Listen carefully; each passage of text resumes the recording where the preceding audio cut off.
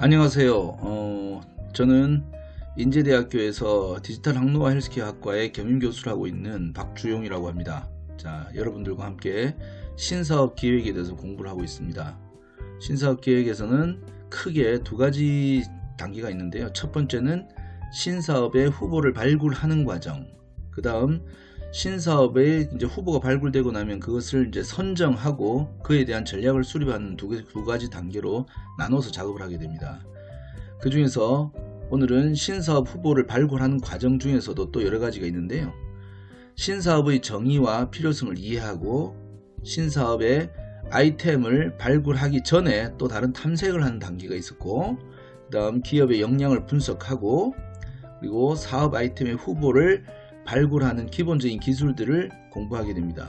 이 중에서 기업의 역량을 분석하는 과정이 또 있죠. 그 중에서 또 이것이 또 몇 가지로 나뉘는데, 우리 회사의 DNA를 이해하자. 그 다음 좋은 아이템은 누가 해도 성공할 수 있을까? 그리고 우리가 가진 무기를 점검할 필요가 있다라는 3단계가 있는데, 그 중에서 오늘은 우리 회사의 DNA를 이해하는 과정에 대해서 여러분들하고 공부합니다. 자, 첫 번째, 우리 회사의 MBTI. 요즘 MBTI라는 용어를 학생들은 대부분 다 아실 거예요. 자, 회사에도 MBTI가 있는지 그런 얘기들을 할 겁니다. 그런 얘기를 하는 과정일 거고요. 두 번째, 우리 누구나 다 아는 삼성전자와 관련된 그런 비즈니스 일화를 하나 여러분들에게 들려드릴 겁니다. 그 다음 B2B, B2C 뭐 이런 용어를 들어보셨는지 모르겠는데, 그거에 대해서 오늘 개념을 좀 정리하고 그것이 비즈니스 현황과 비즈니스 추진에서 어떤 그런 일들이 생기는지 그걸 또 배워볼까 합니다. 자, 그럼 하나씩 순서대로 해볼까요? 첫 번째, 우리 회사의 MBTI는 무엇일까? 자, 이제 시작하겠습니다. 언젠가부터 유행처럼 번진 MBTI라는 걸 들어보셨을 겁니다. 혈액형은 몰라도 자신의 MBTI 지표는 정확히 기억하는 젊은 친구들이 많아진 시대입니다. 그죠? 성격 유형을 분석하는 방법 중에 다양한 여러 가지 기법들이 있는데, 그 중에 하나인 MBTI에 너무나 많은, 특히 젊은 분들만 그런 게 아닌 것 같아요. 요즘에는 너무 사람들이 많이 열광하는 이유가 도대체 무엇일까요? 그 결과값에 정확성이 워낙 뛰어나서 일지 않을까 하는 생각을 합니다. 저도 가끔씩 놀랄 때가 있거든요. 사실 제가 개인적으로 MBTI를 경험하고 알게 된 것은 요즘이 아니고요, 2003년쯤이었습니다. 제가 근무를 했던 회사의 인사팀에서 우리 회사의 전 직원들을 데리고 우리 전 직원들을 위해서 워크샵 형식으로 MBTI 검사를 하는 이벤트를 진행한 적이 있습니다. 그 당시에 회사의 동료들이 서로에 대해 새롭게 너무 많은 것들을 새롭게 이해하게 된 계기가 된 것 같은데, 가장 압도적인 반응들이 와 진짜 맞는 것 같다, 야 쟤가 왜 그런지 이제 이해가 된다 같은 그런 반응들이 되게 폭발적으로 일어났었어요. 검사 결과를 가지고 막 이렇게 리딩을 하던 강사님이 계셨는데, 그분이 어떤 직원들 몇몇을 탁 집더니 하시는 말씀이, 당신은 막 돌아다니면서 영업을 해야 하는 성격인데 사무실에 틀어박혀가지고 숫자만 보고 있으니까 재미가 하나도 없죠. 라든지, 당신은 아예 업종을 잘못 찾은 것 같다. 지금의 IT 회사가 아니라 제조업체로 그냥 이직을 한번 생각해봐라. 라는 그런 식의 극단적인 케이스의 직원들을 사례로 막 이렇게 각자의 성격에 맞는 업종이나 직책을 만나는 것이 얼마나 중요한 것인지를 설명을 했었고요. 그리고 거의 모든 직원들은 그 자리에서 정말 진심으로 공감을 하는 것이 막 느껴졌었습니다. 제가 그런 기억이 있습니다. 사람의 성격에 유형이 존재하고 각자의 유형에 따른 관심사나 행동 양식이 구분되고 그에 따른 적합한 직업군이 있는 것처럼 기업들에게도 성격의 유형이 있을 수 있습니다. 종종 비즈니스 현장에서 어떤 회사의 DNA가 그렇다 어쩌다 라는 식의 표현을 들을 때가 있습니다.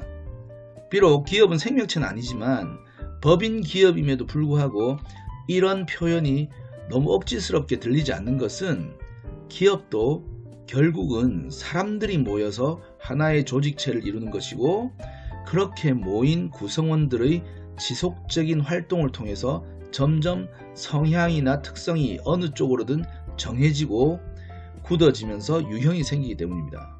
특히 이 성향은 해당 기업의 사업 모델 혹은 사업 영역 그리고 사업의 성과에 따라서 점점 더 명확하게 어떤 방향으로 결정이 되는 경우가 많습니다. 세상에는 너무나 좋은 성공 가능성이 높은 사업 아이템, 사업 모델들이 많습니다. 그러나 훌륭한 그 모든 사업 재료들이 항상 성공하지 않는다는 것은 누구나 알고 있습니다. 좋은 아이템을 가지고도 성공하지 못한 그들의 원인이 능력의 부족이 아니라 어쩌면 자신들한테 맞지 않는 옷을 선택한 이유일 수도 있다고 생각하면 무리한 생각일까요? 20년을 넘게 비즈니스 현장에 있으면서 한국을 비롯한 포함해서 약 20여 개 국가의 수백 개의 기업들을 만나고 방문하고 협력을 해본 것 같습니다. 좀 오바를 해서 얘기하면 회사의 입구에서부터 공기가 완전히 다른 회사들이 가끔씩 있습니다. 똑같은 컨텐츠나 사업거리를 가지고 가서 얘기를 해도 어떤 곳은 막 반가워가지고 난리가 나요. 근데 어떤 회사는 아예 관심도 없는 경우도 있습니다. 원칙적이고 이론적으로 생각하면 이익을 목적으로 하는 기업이라는 존재는 사업에 대해서 상당히 객관적인 분석과 판단을 해야 하는 것 같지만 실상은 현실의 세계에서는 상당히 거리가 있는 그런 얘기입니다.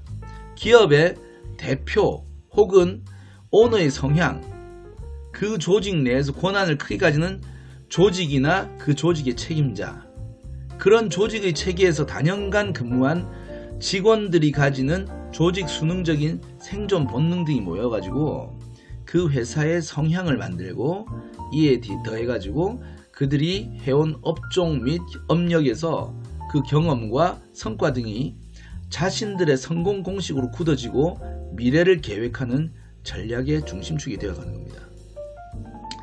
요즘 젊은 친구들이 소개팅에서 상대방의 MBTI를 물어보는 요행이 있다고 들었습니다.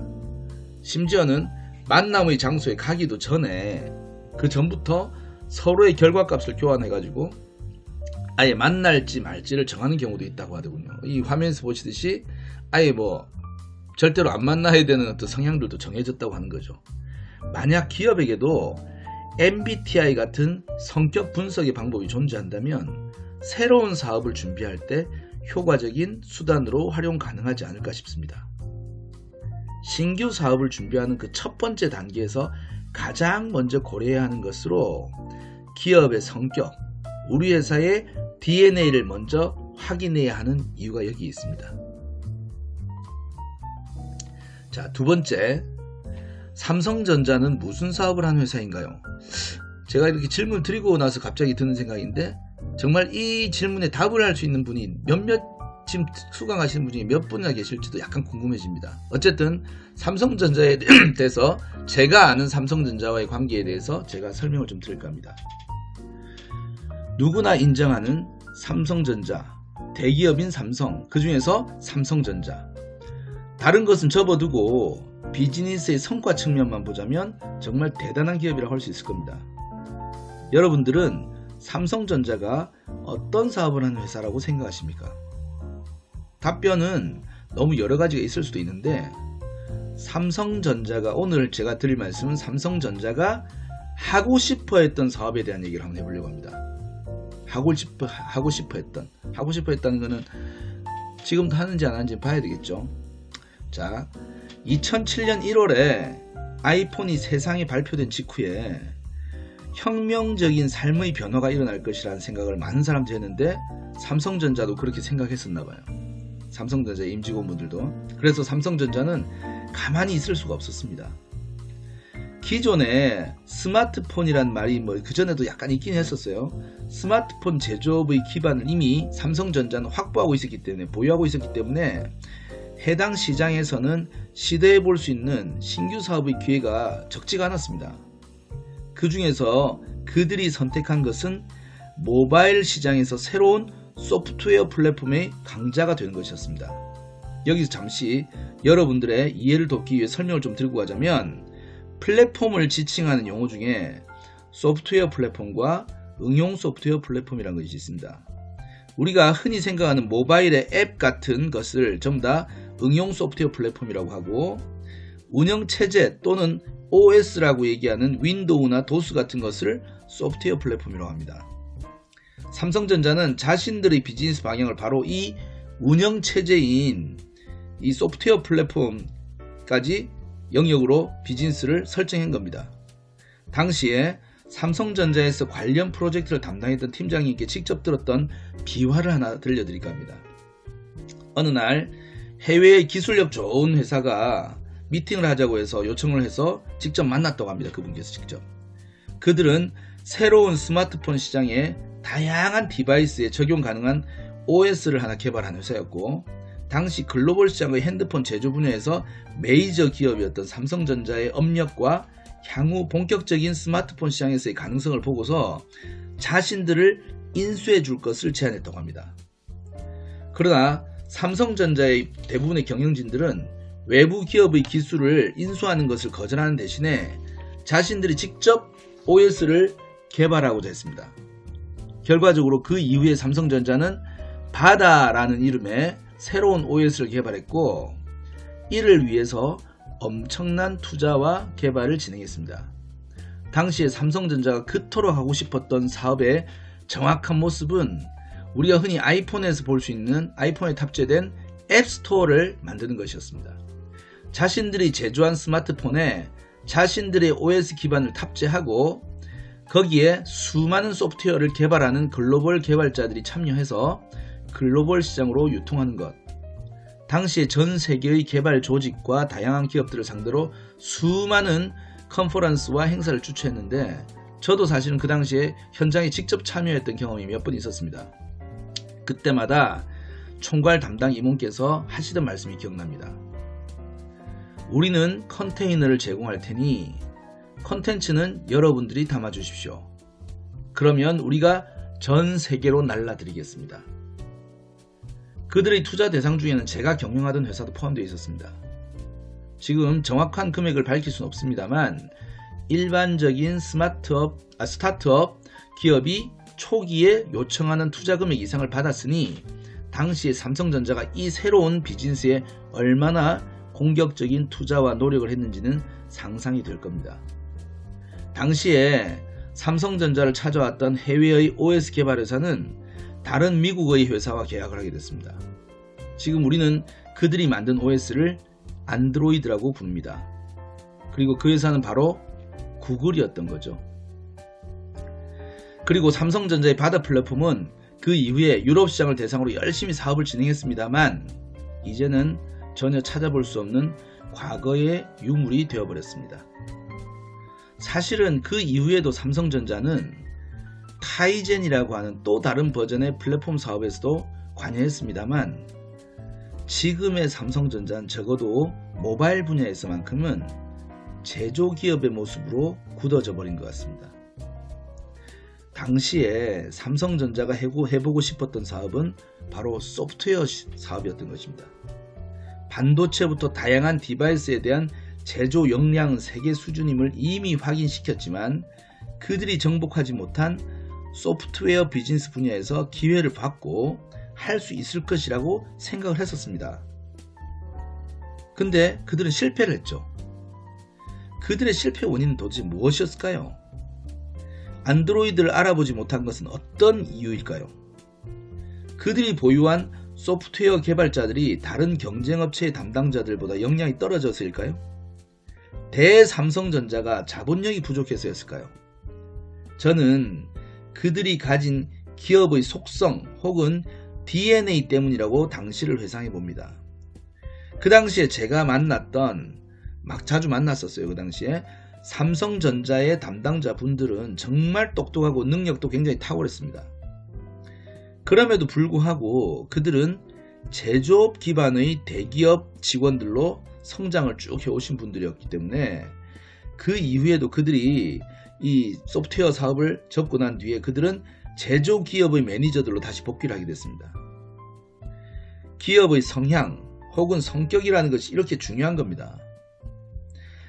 그 엄청난 삼성전자가 작정을 하고 달려들어도 완전히 실패를 할 수 있는 그런 사업이 있는데, 만약 우리 회사가, 작은 스타트업인 우리 회사가 전혀 매칭이 되지 않는 사업에 용기와 열정으로만 무장해서 달려든다면 승산이 있을지 진지하게 고민을 해볼 필요가 있을 것 같지 않습니까?